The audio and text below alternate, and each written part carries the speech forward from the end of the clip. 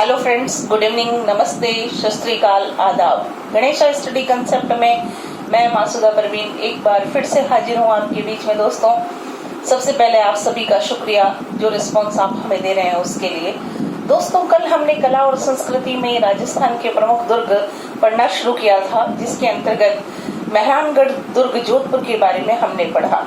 आज हम पढ़ने जा रहे हैं चित्तौड़गढ़ दुर्ग के बारे में, जिसके संदर्भ में यह उक्ति प्रसिद्ध है कि गढ़ तो गढ़ चित्तौड़गढ़, बाकी सब गढ़ैया। तो सबसे पहले हम पढ़ेंगे दोस्तों चित्तौड़गढ़ दुर्ग का परिचय। तो देखिए, इस दुर्ग को महादुर्ग कहा जाता है। महादुर्ग इसलिए कहा जाता है क्योंकि यह दुर्ग क्षेत्रफल की दृष्टि से राजस्थान का सबसे बड़ा दुर्ग है, जिसकी लंबाई 8 किलोमीटर और इसकी चौड़ाई कितनी है? इसकी चौड़ाई है 2 किलोमीटर। ये इसका जो है क्षेत्रफल है, लंबाई और चौड़ाई। सबसे बड़ा दुर्ग है क्षेत्रफल की दृष्टि से, इसलिए क्या कहलाता है? महादुर्ग। समस्त किलों का सिरमौर या समस्त दुर्गों का सिरमौर भी किसे कहा जाता है? चित्तौड़गढ़ दुर्ग को कहा जाता है। ये है आपका समस्त किलों का सिरमौर। एक और नाम दिया गया है राजस्थान का गौरव। राजस्थान का गौरव इसलिए कहा जाता है क्योंकि इस दुर्ग पर आधिपत्य रहा गोहिल वंशियों का। वह गोहिल वंश जिसमें राणा सांगा, कुंभा, प्रताप, राज सिंह जैसे महान शासक रहे, इसलिए ये किसका प्रतीक है? राजस्थान के गौरव का प्रतीक भी कहलाता है।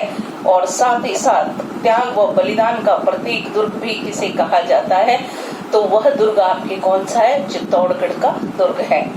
देखिए, सर्वाधिक सतियों वाला या सर्वाधिक साके वाला दुर्ग हम कहते हैं, तो सर्वाधिक साके वाला दुर्ग भी किसे कहा जाता है? चित्तौड़गढ़ के दुर्ग को कहा जाता है। इस दुर्ग में कितने साके हुए थे दोस्तों? 3। सबसे पहला साका 1303 में रावल रतन सिंह के समय हुआ। दूसरा साका आपके राणा विक्रमादित्य के समय होता है, समय था 1535। और तीसरा आपके राणा उदय सिंह के समय होता है। तो सर्वाधिक साके वाला दुर्ग कौन सा है? चित्तौड़गढ़ का दुर्ग। मालवा का प्रवेश द्वार किसे कहा जाता है? तो मालवा का प्रवेश द्वार के नाम से भी जाना जाता है किसे? चित्तौड़गढ़ दुर्ग को, क्योंकि वर्तमान जो एमपी आप कहते हैं उसे मालवा क्षेत्र कहा जाता था। वहां पर जाने के लिए यहीं से होकर गुजरना पड़ता था, इसलिए चित्तौड़गढ़ दुर्ग मालवा का प्रवेश द्वार भी कहलाता है। राजस्थान का दक्षिणी पूर्वी द्वार भी किसे कहा गया है? राजस्थान का दक्षिणी पूर्वी द्वार के नाम से भी प्रसिद्ध दुर्ग चित्तौड़गढ़ का दुर्ग माना जाता है। तो ये तो था परिचय दोस्तों, किसके लिए? चित्तौड़गढ़ दुर्ग के लिए। अब हम पढ़ेंगे इसके लिए इसका निर्माण किसने करवाया, इसकी लोकेशन क्या है या इसकी अवस्थिति क्या है। तो देखिए, अब हम पढ़ते हैं चित्तौड़गढ़ दुर्ग की अवस्थिति और पढ़ेंगे निर्माता के बारे में। अवस्थिति और एक हम पढ़ेंगे निर्माता। देखिए दोस्तों, अवस्थिति इंग्लिश में कहते हैं लोकेशन। कहाँ पर स्थित है ये दुर्ग? देखिए, एक तो नदी है आपके कौन सी? गंभीरी, और एक तरफ से नदी आ रही है बेणच। गंभीरी और बेणच नदियों के संगम पर स्थित मेसा का जो पठार है, जिसकी ऊंचाई 616 मीटर है और जिसे अगर समुद्र तल से लिखा जाए ऊंचाई पर तो 1850 फीट बताया गया है। यहाँ पर एक दुर्ग बना हुआ है। यह दुर्ग कौन सा है? चित्तौड़गढ़। मेसा के पठार पर स्थित होने के कारण गिरि दुर्ग की श्रेणी में आता है। नदियों के संगम पर स्थित होने के कारण जल दुर्ग की श्रेणी में आता है। ध्यान रखिएगा दोस्तों, चित्तौड़गढ़ का जो किला है वो लगभग सभी श्रेणियों में आता है सिवाय धानमन दुर्ग को छोड़कर। चित्तौड़गढ़ दुर्ग कहाँ पर है? गंभीरी और बेणच के संगम पर। अगर चित्तौड़ शहर की बात की जाए तो कौन सी नदी के किनारे है? बेणच नदी के किनारे है। आगे बढ़ते हैं दोस्तों, क्लियर है इतना?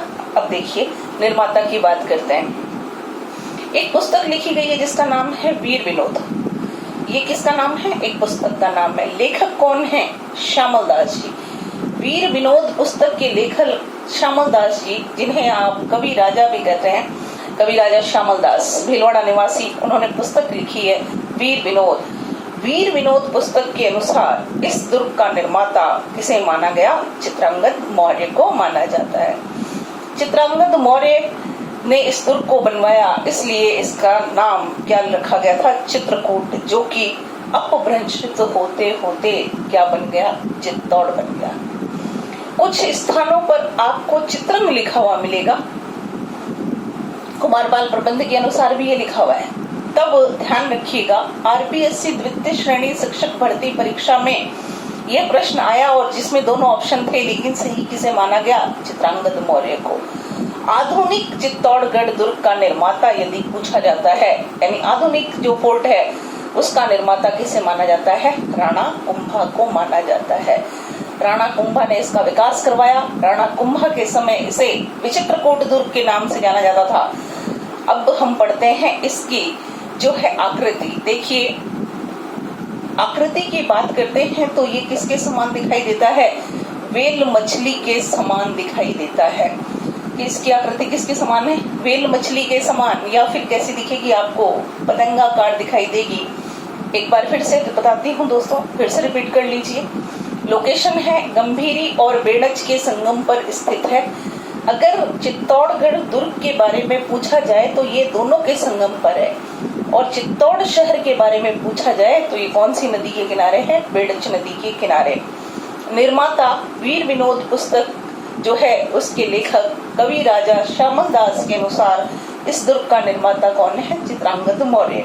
पहले इसका नाम था चित्रकूट दुर्ग, जो कि अपभ्रंशित होते होते चित्तौड़गढ़ के नाम से प्रसिद्ध हो गया। जो अभी हम दुर्ग देखने जाते हैं वो आधुनिक दुर्ग किसके द्वारा बनाया गया है, या उसका विकास किसके द्वारा किया गया है? तो वो कौन है? राणा कुंभा है। राणा कुंभा के समय इसे विचित्रकूट दुर्ग के नाम से जाना जाता था।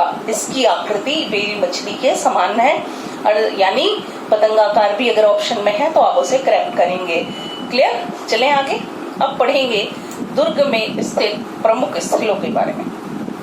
देखिए फ्रेंड्स, प्रमुख स्थलों में इसमें मंदिर है, महल हैं, जल स्रोत हैं, इन सब के बारे में पढ़ना है। तो हम शुरू करते हैं। किसके बारे में पढ़ना? प्रमुख स्थलों के बारे में पढ़ना शुरू करते हैं। अब देखिए, सबसे पहले प्रमुख स्थल में ये हम बताते हैं कि भाई ये इस तरह से अपन मान लेते हैं कि ये क्या है? चित्तौड़गढ़ दुर्ग है, उसके चारों तरफ का परकोटा है। यहाँ पर एक सर्पिलाकार ऐसा मार्ग बना हुआ है। ये किसके द्वारा बनवाया गया? ये सर्पिलाकार मार्ग या सर्पिलाकार रास्ता राणा कुंभा द्वारा बनवाया गया था। इस दुर्ग में कितने द्वार हैं? 7 द्वार हैं। द्वारों की संख्या कितनी है? 7। प्रथम जो द्वार है उसका नाम है पांडनपोल, पांडुपोल भी लिखा हुआ आपको मिलेगा, और अंतिम दरवाजे का नाम है रामपोल। ठीक है, फर्स्ट होगा पांडनपोल और लास्ट होगा रामपोल।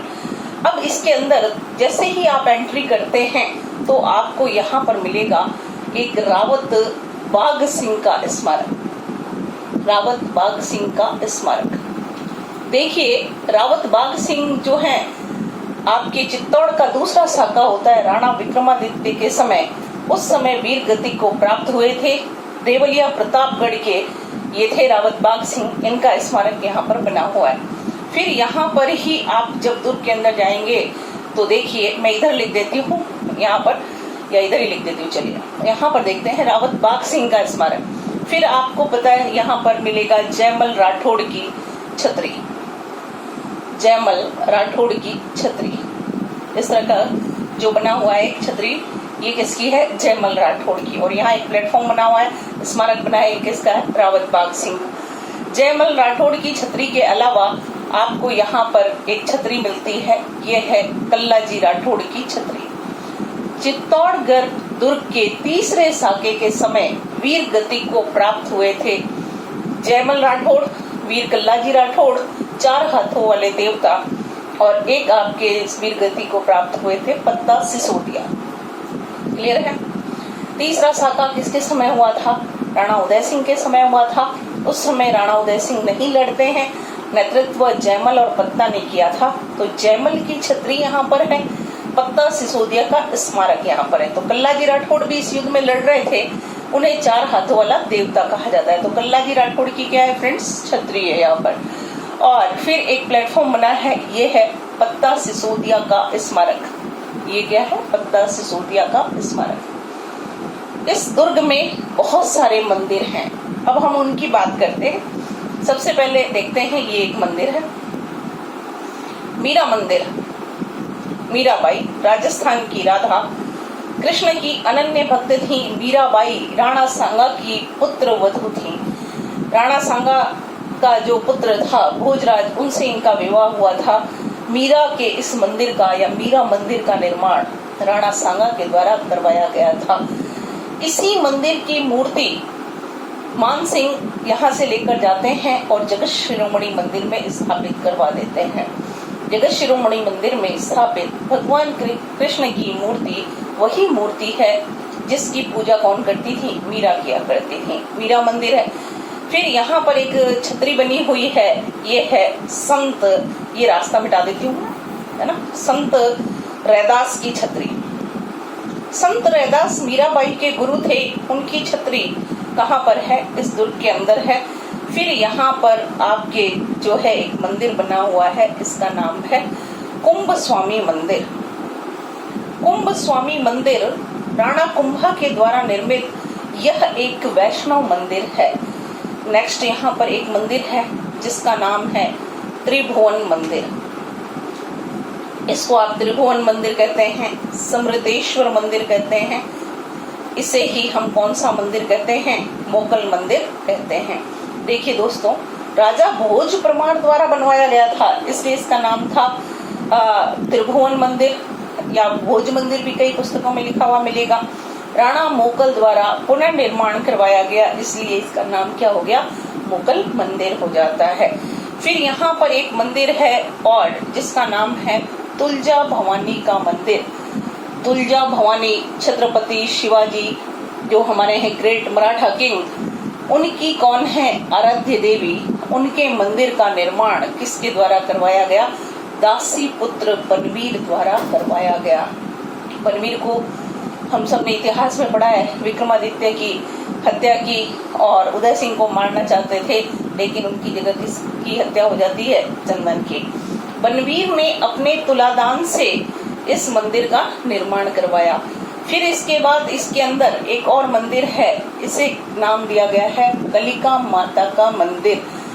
मौर्य वंशी शासक मान मौर्य द्वारा निर्मित प्रतिहार कालीन मंदिर, राजस्थान का सबसे प्राचीन सूर्य मंदिर कौन सा है? कलिका माता का मंदिर। किस दुर्ग में स्थित है? चित्तौड़गढ़ दुर्ग में स्थित है। फिर यहाँ पर एक और टेम्पल है जिसको नाम दिया गया है सतबीस देवरा। 7+20 27 देवरियां 24 जैन तीर्थंकरों को समर्पित की गई है। आरएस में सवाल पूछा जा चुका है, यह किससे संबंधित है या 27 देवरा किस संप्रदाय से संबंधित है? तो हमें उत्तर लिखना है ये किससे संबंधित है? ये जैन संप्रदाय से संबंधित है। फिर यहाँ पर एक चौरी बनी है जिसका नाम है श्रृंगार चौरी। इसका निर्माण राणा कुंभा के कोषाध्यक्ष बेलका द्वारा करवाया गया था। राणा कुंभा की पुत्री रमाबाई का विवाह यहाँ पर हुआ, इसलिए यहाँ पर क्या लिखा गया? चौरी लिखा गया। ये है चित्तौड़गढ़ दुर्ग में स्थित मंदिर, द्वार और कुछ अन्य स्मारक। दोस्तों, अभी बहुत कुछ बाकी है। विजय स्तंभ, प्रमुख महल, इस दुर्ग का इतिहास, पद्मिनी की कहानी हम कल पढ़ेंगे। आज के लिए इतना ही। Thank you very much. Bye bye, see you tomorrow. Take care.